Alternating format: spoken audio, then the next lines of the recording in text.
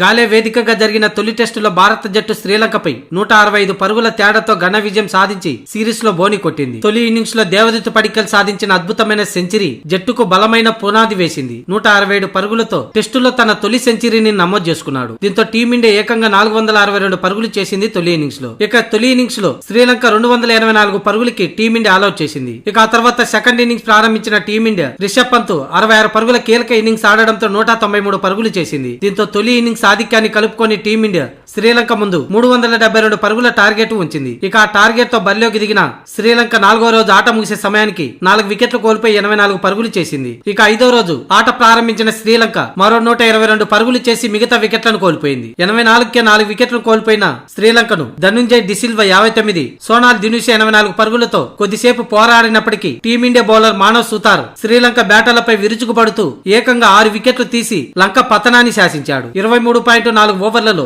2 మేడిళ్లు 55 పరుగులిచ్చి 2.3 ఎకనామీతో bowling చేసి 6 వికెట్లను పడగొట్టి Manav Sutar team India విజయంలో కీలక పాత్ర పోషించాడు. ఇక తొలి ఇన్నింగ్స్ లో 4 వికెట్లు పడగొట్టిన మానవ్ సుతార్ రెండో ఇన్నింగ్స్ లో 6 వికెట్లను కలుపుకొని మొత్తంగా ఈ తొలి టెస్టులో 10 వికెట్లను సాధించి ప్రశంసలు అందుకుంటున్నాడు. ఇక ప్రసిద్ధి కృష్ణకు 2, మహమ్మద్ సిరాజ్ కు 1 వికెట్ దక్కింది. మొత్తంగా శ్రీలంక 206 పరుగులకి ఆల్అౌట్ కాగా టీమిండియా 165 పరుగుల భారీ తేడాతో ఈ మ్యాచ్ లో విజయం సాధించి సిరీస్ ను 0-1 ఆధిక్యంలోకి దూసుకెళ్లింది. అంతేకాదు WTC పాయింట్లలో స్థానాన్ని మెరుగుపరుచుకుంది.